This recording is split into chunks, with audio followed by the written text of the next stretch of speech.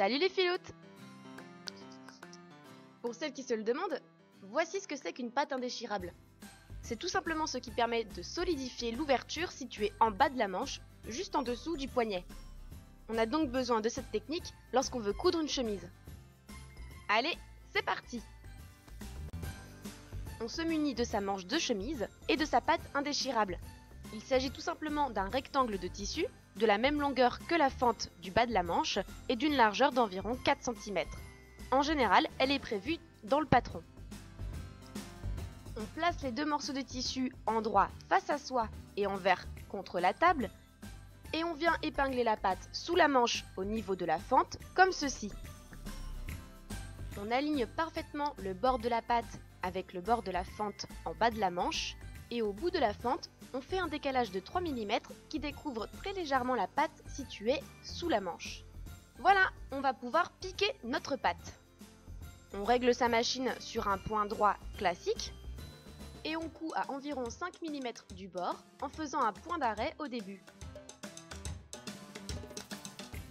Lorsqu'on arrive au bout de la fente, on plante son aiguille, on lève son pied presseur et on fait pivoter le tissu de sa manche pour pouvoir continuer à coudre le long du deuxième bord de la fente. On positionne ces deux tissus exactement comme pour le premier côté. Donc tout en bas, le bord de la pâte est parfaitement aligné avec le bord de la fente. Voilà le résultat de cette première étape.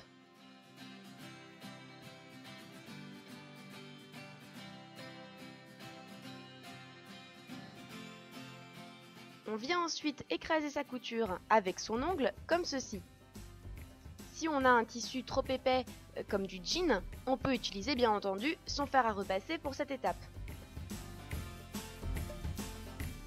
Toujours à l'aide de son ongle ou de son fer à repasser, on va faire un premier repli de 1 cm environ tout du long de la pâte.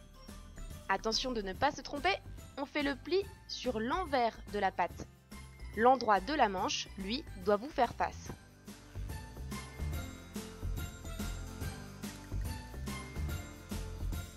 On va ensuite rabattre la pâte pour cacher d'1 mm la couture que l'on vient de faire.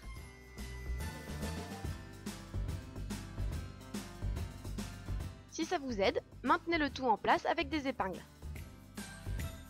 Allez, on reprend sa machine et on vient coudre nervure. Ça veut dire qu'on coud à 1 mm du bord de la pâte.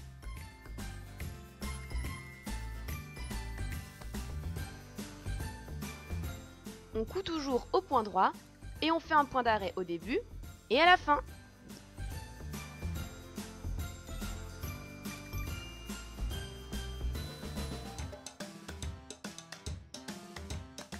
On va pouvoir maintenant passer à la troisième étape. On va coudre l'arrêt de la pâte. On positionne les deux côtés de la pâte bord sur bord, l'endroit de la manche à l'intérieur, et on va coudre une sorte d'angle au niveau de la pliure. On va piquer à 5 mm de la pliure en faisant un point arrière pour fixer sa couture et on finit en mourant vers l'extrémité de la fente en prolongeant sa couture de 2 mm sur l'intérieur de la manche. Petit conseil filoute, finissez en tournant le volant à la main pour éviter d'aller trop loin. Quand on arrive à 2 mm, on lève son pied presseur en laissant son aiguille plantée pour pouvoir pivoter son tissu. La manche est à droite et la pâte indéchirable derrière votre pied presseur. On rabaisse le pied et on termine en cousant en biais comme pour faire une petite pince de 1 cm. Comme pour une pince, on ne fait pas de point d'arrêt à la machine. On se laisse une marge de fil pour pouvoir nouer 2 nœuds au bout de sa couture. Le point d'arrêt sera ainsi plus invisible.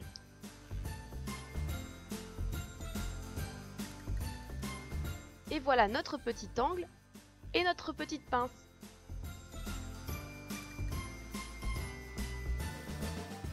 Voilà ce que ça donne sur l'endroit.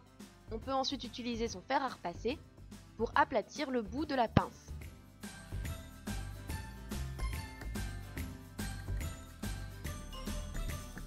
Bravo, vous avez fait la moitié du travail. Il ne vous reste plus qu'une seule manche à faire. Retrouvez toutes nos vidéos, un forum et des patrons sur filoute.com.